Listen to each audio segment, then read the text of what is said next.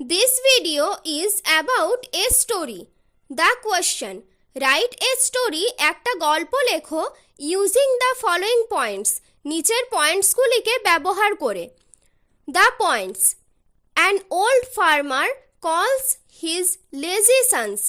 একটা বৃদ্ধ কৃষক তার অলস ছেলেগুলোকে ডাকলো।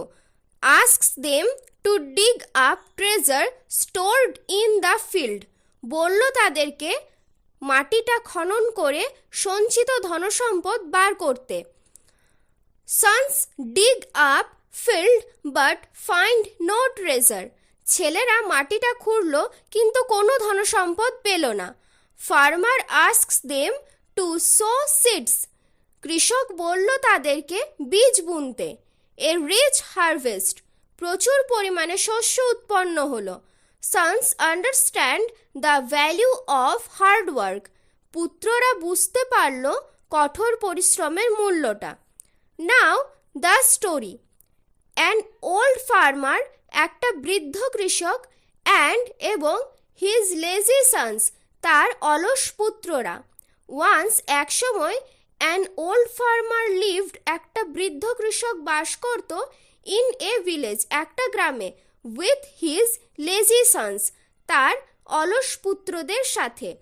One day, একদিন, he called his sons, সে ডেকেছিল তার পুত্রদেরকে, and এবং told them, বলেছিল তাদেরকে, about a treasure, একটা সম্পদ সম্পর্কে, stored, সঞ্চিত আছে, in the field, মাঠে। The sons dug the whole field up. ছেলেরা সমস্ত মাঠটাকে খনন করেছিল, but কিন্তু no treasure was found. কোনো সম্পদই খুঁজে পাওয়া যায়নি।